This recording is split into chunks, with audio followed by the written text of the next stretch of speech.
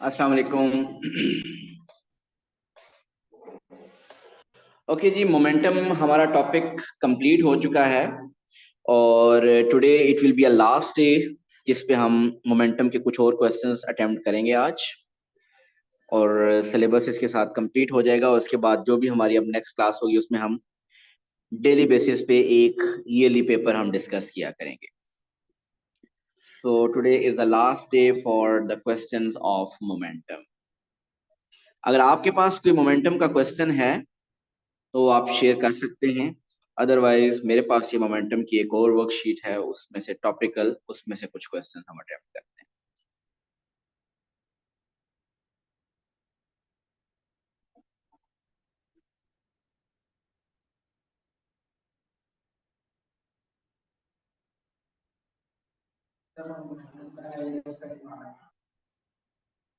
Sorry,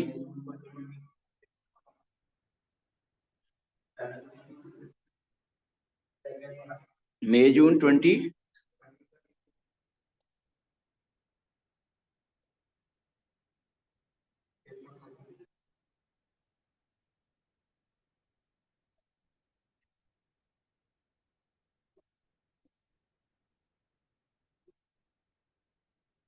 ये वाला small smooth spheres a and b वगैरह, ये करूं? इसके दो ही पार्ट हैं, ए और बी। चलें जी, ये क्वेश्चन कर लेते हैं।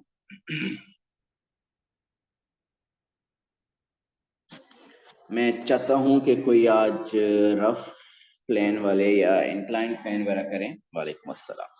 लेकिन चलिए, ये अहमद ने पहले कहा है तो ये कर लेते हैं। Small smooth spheres a and b of equal radii and of masses 5 kg and 3 kg respectively lie on a smooth horizontal plane.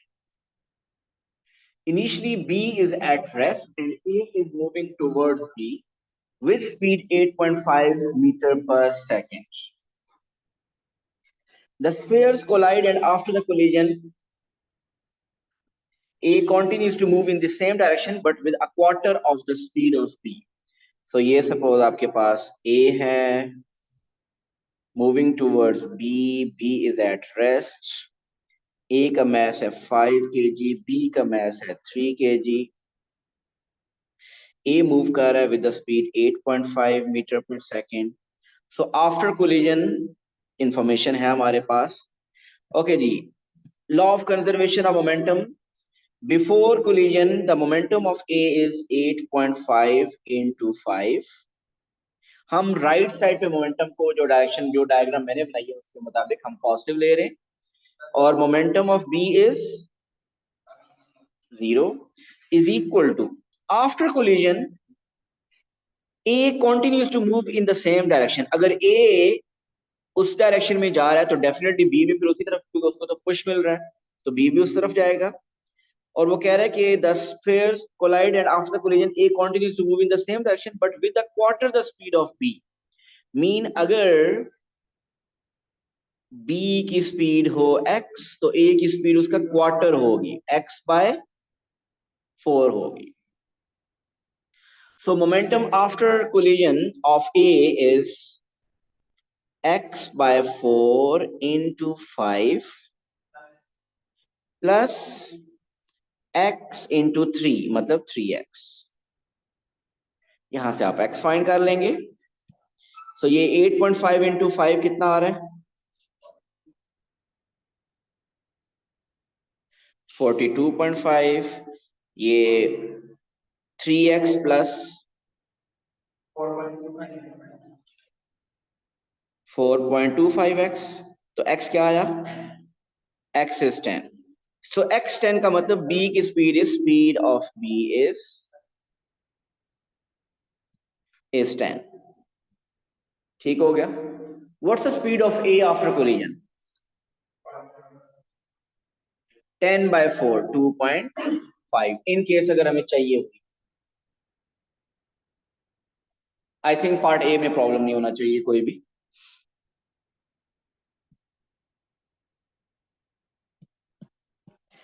Part B is find the loss of kinetic energy of the system due to the collision. देखिए, loss of kinetic energy करनी है तो before collision आप kinetic energy दोनों की find करें। Kinetic energy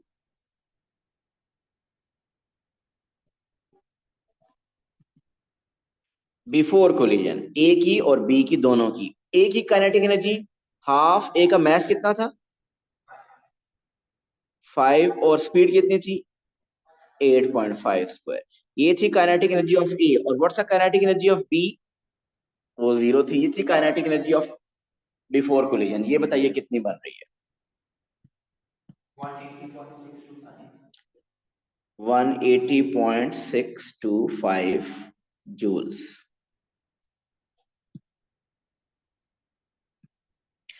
अब kinetic energy after collision. So kinetic energy after collision is a की पहले हाफ, ए का मास कितना था 5 और स्पीड थी 2.5। 2.5 थी ना। और बी की काइनेटिक एनर्जी हाफ, मास 3 और स्पीड थी इसकी 10। ये बताइए क्या बन रहा है? 165.625 joules. So loss in kinetic energy is 180.625 minus 165.625। सो ये कितना लॉस आ रहा है?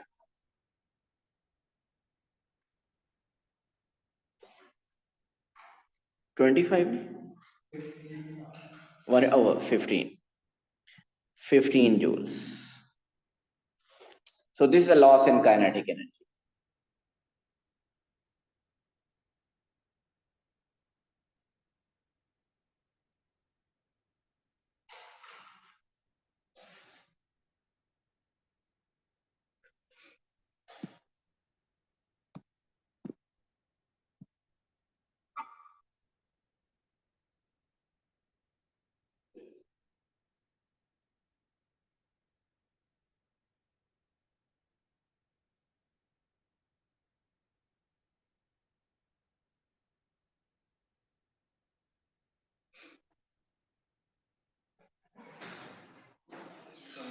वालेकुम अस्सलाम। ओके, ये कोई डिफरेंट लग रहा है क्वेश्चन। इसको देखते हैं। इसका पार्ट ए तो नहीं, मुझे लगता है पार्ट बी थोड़ा सा ट्रिकी होगा। मई जून 2022 वेरिएंट 41।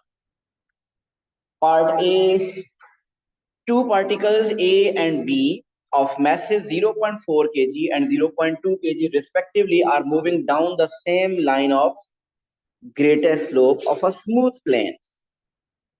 So inclined plane आ गया, moving down the same line of greatest slope of the smooth plane. The plane is inclined at 30 degree to the horizontal and A is higher up the plane than B. Mean अगर आपके पास ये inclined plane है, this angle is 30, so A is higher up the plane than B. हो सकता है B यहां पे कहीं हो। When the particles collide, the speeds of A and B are 3 meter per second and 2 meter per second. जब उनका collision होगा, so immediately before collision उनकी speeds are 3 and 2 respectively. A की 3 और B की 2. In the collision between the particles, the speed of A is reduced to 2.5. Find the speed of B immediately after the collision. जी, law of conservation of momentum apply कीजिए, ये आप find कर सकते हैं।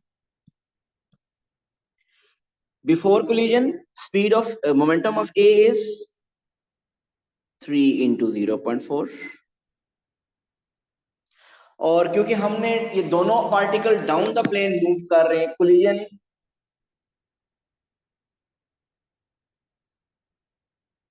डाउन द प्लेन दोनों move कर रहे हैं, तो हमने दोनों उनको हमने पॉजिटिव लेना है। 3 into 0.4 और बी का 2 into 0.42, ये momentum before collision is equal to momentum after collision. उसकी स्पीड ए की होगी थी 2.5 into 0.4 and speed of b find करनी है, मीन 0.2 v। ये स्पीड बताइए क्या आ रही है।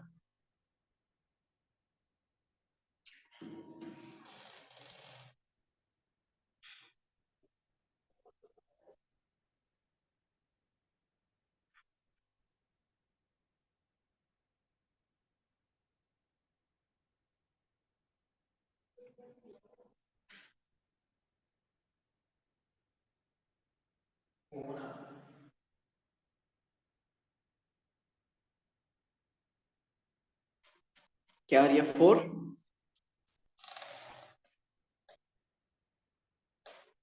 दोबारा कंफर्म करें, दोबारा चेक करें इसी कैलकुलेशन।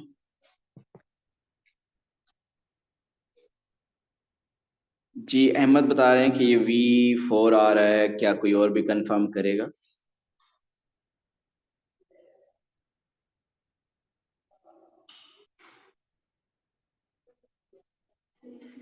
3 आ रही है, बिल्कुल मुझे इसी पे डाउट था, ये 4 नहीं बनती। जी कैलकुलेशन दोबारा करें अहमद, तो ये आपके पास speed is 3। So immediately after the collision, the speed of B is 3। देखिए अब आपके लिए इमीडिएटली मैं बिफोर और इमीडिएटली आफ्टर इसलिए अप्लाई कर रहा हूँ कि ये हॉरिजॉन्टल प्लेन नहीं है, स्पीड थ्रू आउट कांस्टेंट नहीं है, ये इंक्लाइन प्लेन था। ये डाउनवर्ड मूव कर रहे हैं तो हो सकता है स्पीड्स वैसे भी इंक्रीज कर रही हूँ या डिक्रीज कर रही हूँ, लेकिन प्लेन स्मूथ है या रफ था, वो स्मूथ है। सो वो डाउन द प्लेन उनको एक फोर्स एक्ट कर रही है। कौन सी फोर्स?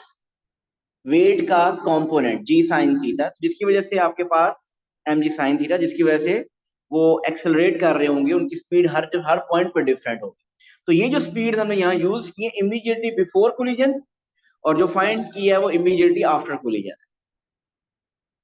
ओके जी, बी पार्ट देखते हैं। इस पार्ट में तो कोई इतना प्रॉब्लम नहीं था। बी पार्ट है 7 मार्क्स का, उसमें देखते हैं क्या है। After the collision, when B has moved 1.6 meter down the plane, from the point of collision, it hits a barrier and returns back up the same line of greatest slope. B hits the barrier 0.4 second after the collision, and when it hits the barrier, its speed is reduced by 90%. The two particles collide again 0.44 seconds after their previous collision, and they then coalesce on impact. Show that the speed of B immediately after it hits the barrier is 0.5. Hence, find the speed of the combined particle immediately after the second collision between A and B. So, easy question नहीं है, जरा इसको हम देखते हैं कैसे करना है।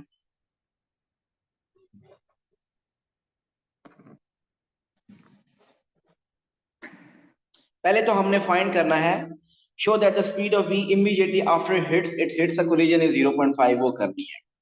सपोज ये इंक्लाइन प्लेन है,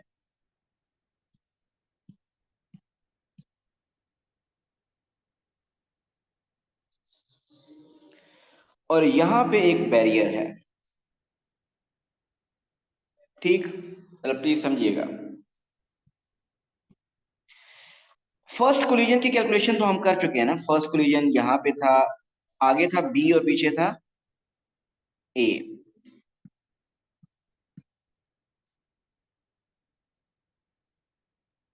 और दोनों की स्पीड्स आपको पता है आफ्टर कोलिजन क्या थी। ए की स्पीड थी 2.5।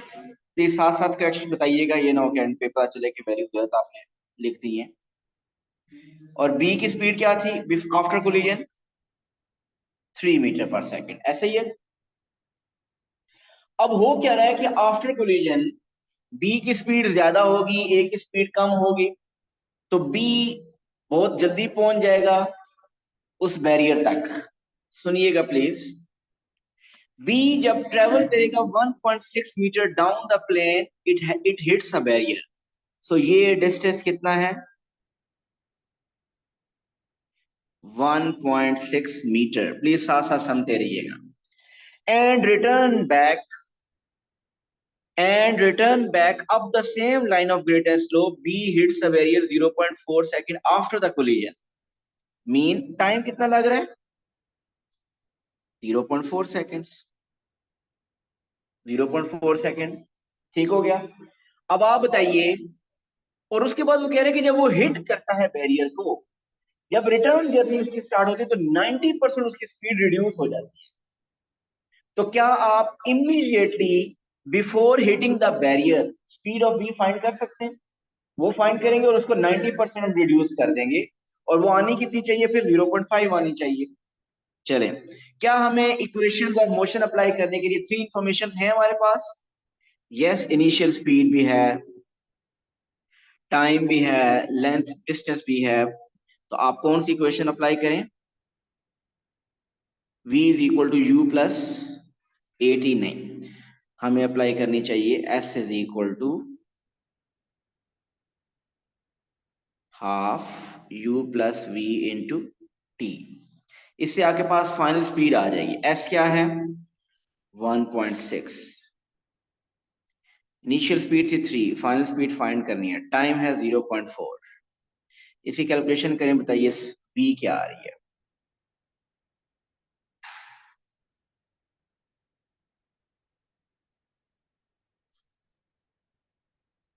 5।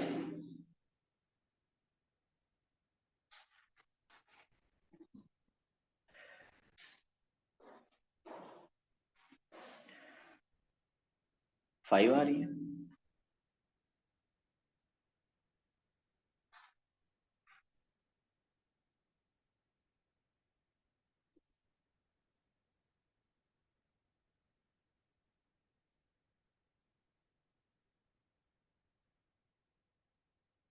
फाइव।